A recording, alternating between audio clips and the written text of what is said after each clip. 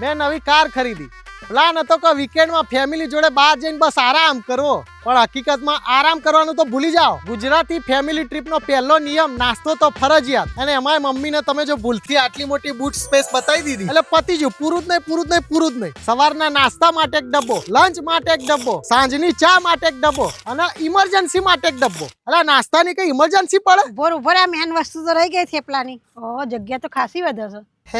જેવી ટ્રીપ ચાલુ થઈને બધાને પોતાની ફેવરિટ સીટ જોઈએ કે હું અહીંયા બે એટલે બાજવાન ચાલુ થઈ. પપ્પાને આગળની સીટ જોઈએ એકદમ રાજા જેવી, મમ્મીને જોઈએ પાછળ એકદમ કમ્ફર્ટેબલ સોફા જેવી, મારી બેટર હાફને જોઈએ વિન્ડો સીટ. બધું જોવા થાય, પણ સારું એ છે કે કારમાં આટલો બધો સ્પેસ અને કમ્ફર્ટ છે એટલે આ બધી લડાઈઓ આપમેળે સ્કીપ થઈ જાય. તો સીટ બેલ્ટ બાંધી લો, ફેમિલી ટ્રીપ હવે ટેક ઓફ માટે તૈયાર છે. આપનું સ્વાગત છે અમારા ઘરના ફર્સ્ટ ક્લાસ લાઉન્જ ઓન વ્હીલ્સમાં. ટ્રીપ હજી ચાલુ નહીં થઈને બધાની અલગ અલગ ડિમાન્ડ ચાલુ. એ ગુજરાતી ગીત વગાડ એટલે મને ખબર પડે. ટ્રેન્ડિંગ બોલીવુડ સોંગ વગર ને તું કઈ સમાચાર લગાડ નહીં યાર. એટલે મને તો કઈ પૂછો એટલે આવી ધમાલ ને મોજ કરતા કરતા અડધી મુસાફરી પૂરી થઈ જાય, અને પપ્પાનું અલગ એન્ટરટેનમેન્ટ કારની થર્ડ સ્ક્રીન જ સંભાળી લે છે. આ સનરૂફ ખોલ એટલે સરસ હવાડ.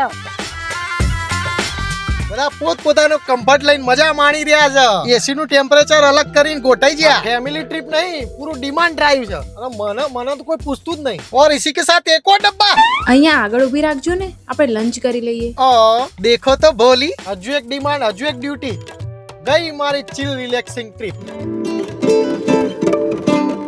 આ બધાની વચ્ચે પણ બધા કમ્ફર્ટેબલ છે અને મજા માણી રહ્યા છે. કોઈ વ્યૂ નો આનંદ લઈ રહ્યો છે, કોઈ મ્યુઝિક નો. હું બધાનું ધ્યાન રાખી રહ્યો છું અને મારું ધ્યાન આ કાર રાખે છે.